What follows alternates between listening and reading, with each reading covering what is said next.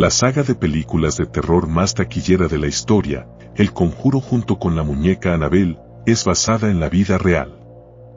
La historia real ocurrió durante el frío invierno del año 1971. Una familia de 7 personas acababa de comprar una propiedad muy grande. Todo parecía tranquilo y encantador, hasta que notaron a los vecinos que miraban extrañados y rumoreaban entre ellos. Lo que se podía decir era insólito, pues nadie conocía a los nuevos propietarios. La persona que vendió la propiedad concluyó el trato diciendo: dejen las luces encendidas por la noche. Esto es Suceso Criminal.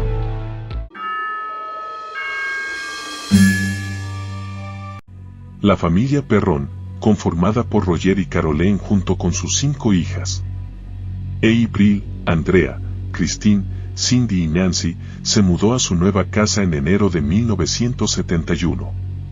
Con mucho esfuerzo habían logrado adquirirla, debido a que habían invertido todo su dinero en ello para que las pequeñas tuviesen un lugar grande para su crecimiento. Pero una vez instalados, comenzaron a ver cosas extrañas y perturbadoras. Empezaron a ver espíritus tan pronto como se mudaron.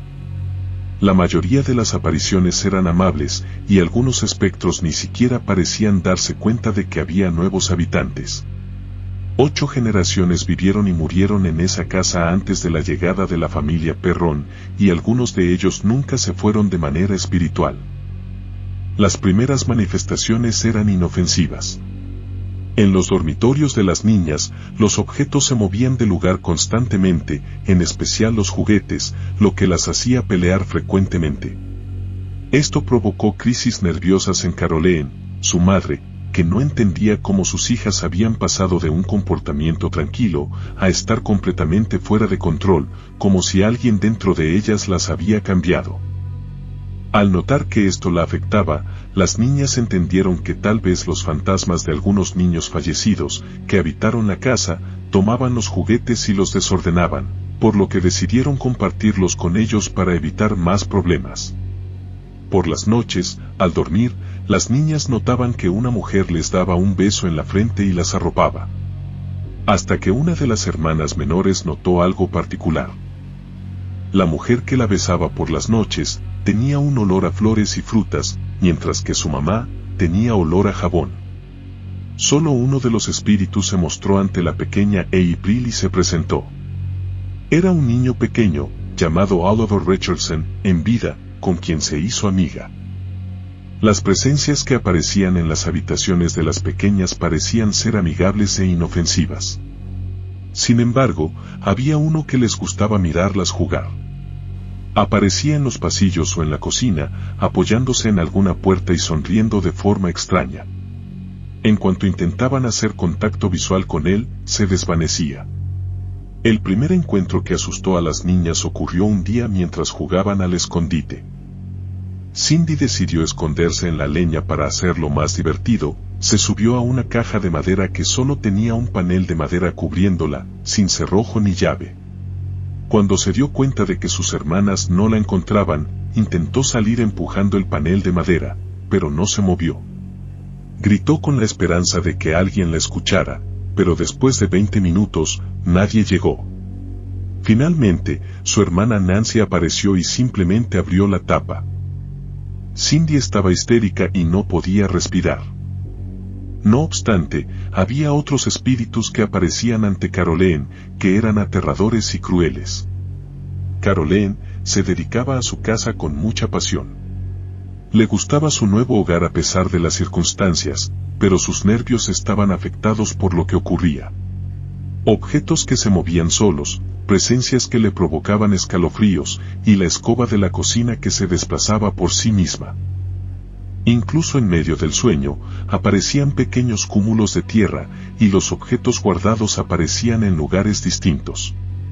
Con todos esos escalofriantes acontecimientos, Caroline creía estar volviéndose loca, ya que, al contarle estos hechos a su marido, él decía que simplemente no le interesaba lo que ella imaginaba. Aparentemente, a él no le ocurría nada extraño, aunque por las noches los ruidos de portazos y susurros espeluznantes eran innegables. Los ataques contra Caroline no paraban, sino que se intensificaban. Al parecer, el ente que la molestaba quería ahuyentarla. A veces, sentía ataques de ansiedad, sudor frío y una persecución constante. Hubo ocasiones en las que se sintió tan abrumada que solo buscaba descansar, pero no se sentía apoyada por su esposo, quien trabajaba lejos y al volver a casa, solo quería acostarse, repitiendo constantemente que no deseaba escuchar las supuestas historias absurdas de fantasmas de su esposa. En una ocasión, Caroline estaba sentada en un sillón cuando sintió que una fuerza extraña y pesada se posó sobre ella. Los nervios la invadieron nuevamente, y de pronto sintió un dolor punzante en una pantorrilla. Al revisarse, notó que se le había marcado un círculo, como si una aguja de coser le hubiera atravesado la piel. Buscó algún animal alrededor que pudiera haberla picado, pero no encontró nada. Cansada de los sucesos extraños, Caroline buscó ayuda en los archivos históricos para conocer los antecedentes de la casa y encontró datos perturbadores. Caroline comenzó consultando registros locales y manteniendo conversaciones con vecinos de Edisville. A través de estos contactos y de revisar documentos en la biblioteca local, logró identificar a algunos de los dueños anteriores de la propiedad, incluyendo a la familia Arnold que había vivido allí durante el siglo XIX.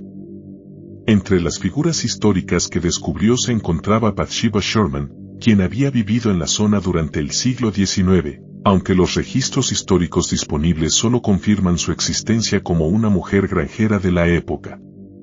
Uno de los hallazgos más concretos de Caroline fue el caso de Nancy Wolfe, una sirvienta que murió quemada en la propiedad en el año 1836. Este trágico incidente apareció documentado en periódicos de la época.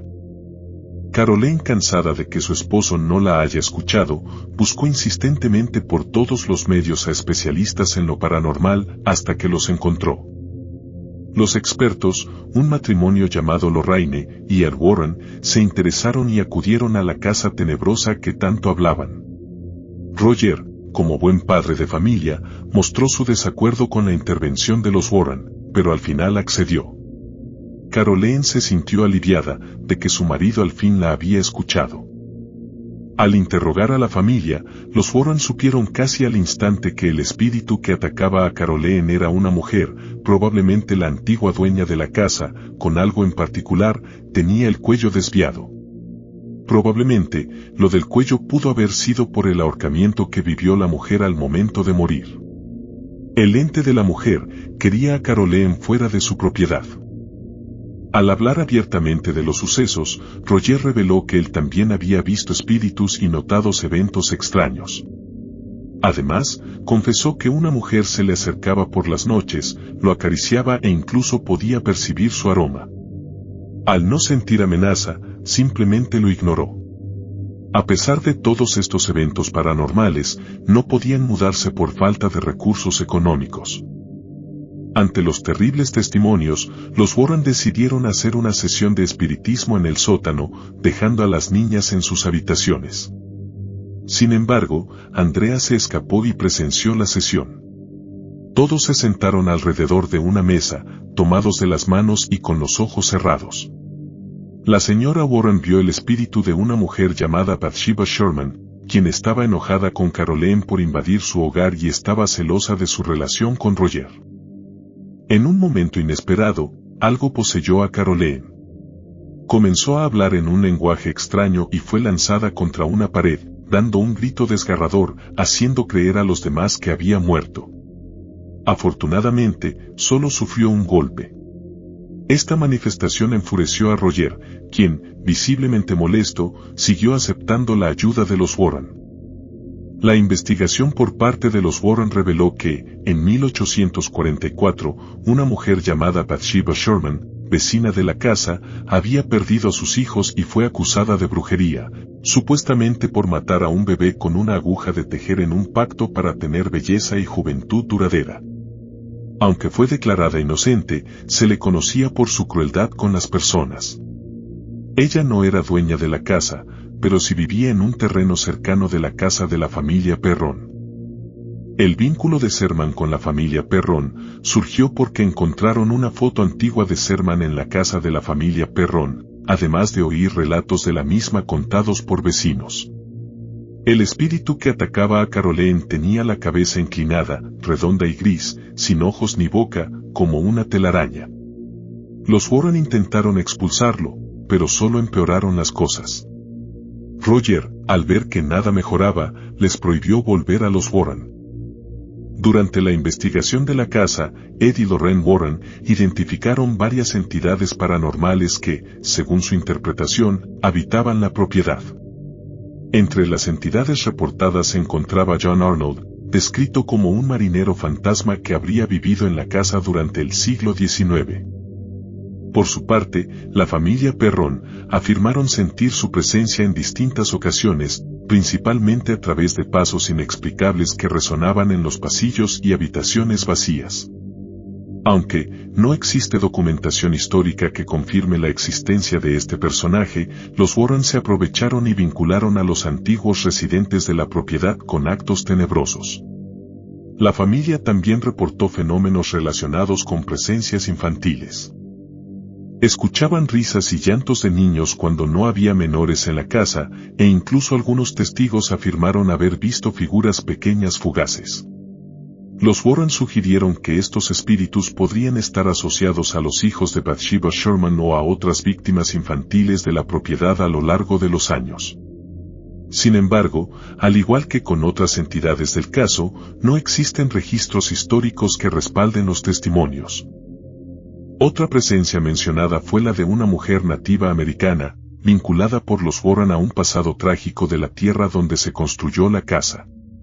La familia Perron describieron haber visto en varias ocasiones la figura de una mujer con atuendo tradicional indígena, aunque nunca interactuó directamente con ellos. Esta entidad formaba parte de la teoría de los Warren sobre las actividades paranormales acumuladas en lugares con historias complejas. Además de estas entidades identificadas, la familia experimentó fenómenos más genéricos atribuidos a múltiples espíritus sin identidad clara. Estos incluían voces susurrantes, sombras que se movían por su cuenta y golpes fuertes sin origen aparente. Los Warren explicaron que se trataba de espíritus atrapados en la propiedad, incapaces de seguir adelante debido a traumas o muertes violentas. La familia permaneció en la casa 9 años antes de irse, en 1980, pero las experiencias los marcaron para siempre. Andrea Perron, la hija mayor de la familia Perron, ha proporcionado el testimonio más extenso y coherente sobre los eventos ocurridos en la casa de Edisville, Rhode Island, entre 1971 y 1980. Su relato, desarrollado a lo largo de los años en libros, entrevistas y documentales, ofrece una perspectiva crítica tanto sobre la figura de Bathsheba Sherman, como sobre el papel de Ed y Lorraine Warren en la investigación del caso. Durante los 9 años que la familia Perron vivió en la casa, Andrea, quien tenía entre 9 y 18 años en ese periodo, experimentó fenómenos paranormales que describió como variados y complejos. En sus memorias, House of Darkness y House of Light, explicó que la actividad incluía desde voces y golpes hasta apariciones de figuras sombrías. Sin embargo, en esa época, Bathsheba Sherman no era mencionada como una entidad central. Andrea y sus hermanas percibían múltiples presencias, algunas neutrales e incluso protectoras, mientras que otras entidades parecían ser hostiles. Fue solo después de la intervención de los Warren en 1971 que el nombre de Bathsheba comenzó a asociarse con los eventos más violentos, como los ataques a su madre, Caroline. Según Andrea, los Warren introdujeron la idea de que Bathsheba Sherman, una mujer que vivió en la zona en el siglo XIX, era el espíritu maligno detrás de los fenómenos. Lorraine Warren afirmó haber identificado a Bathsheba como una bruja que había maldecido la propiedad, basándose en sesiones de espiritismo y en una foto antigua encontrada en la casa. No obstante, Andrea declaró que ese testimonio carece de fundamento histórico. Bathsheba Sherman solo fue una granjera que murió por causas naturales, y no hay registros que la vinculen con brujería, infanticidio o maldiciones. Andrea expresó que los Warren simplificaron la historia para convertirla en un relato de buenos contra malos, para causar más impacto y llamar la atención del público en general. Con el pasar de los años, en la película El Conjuro, del año 2013 se exageró las situaciones y unieron historias diferentes. El caso de Annabelle, la famosa muñeca que aparece en la película El Conjuro del año 2013, es uno de los casos más famosos investigados por Ed y Lorraine Warren, aunque no tiene relación con la familia Perron ni con los eventos de El Conjuro.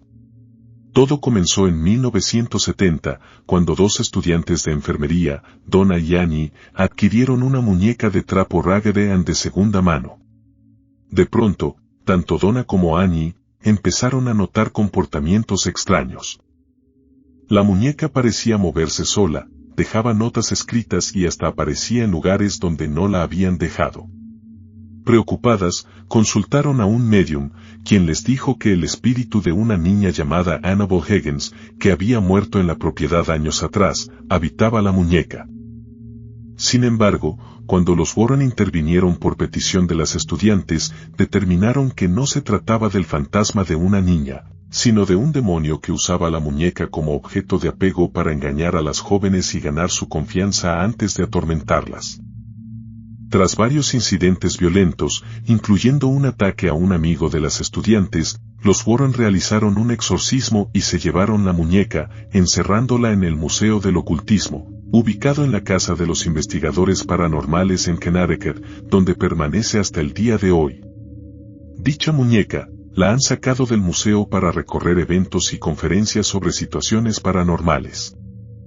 Aunque en la vida real los casos de la muñeca Annabelle y la familia Perron no están conectados, la inclusión de Annabelle en El Conjuro del año 2013 fue una decisión narrativa y comercial. En la película, la muñeca aparece brevemente en el Museo de los Warren. Los productores buscaban crear un universo cinematográfico cohesionado basado en los archivos de los Warren, por lo que incluyeron referencias a otros casos famosos, aunque estos no tuvieran relación directa con la trama principal. ¿Te pareció el caso real muy alejado de la realidad con respecto a la película del Conjuro, o por lo contrario, pudiste ver alguna relación entre la historia real y la película? Házmelo saber en los comentarios. Haz clic en el pulgar arriba, comenta y comparte con todos tus conocidos. Activa la campana de notificaciones para que te avise de un nuevo episodio de Suceso Criminal.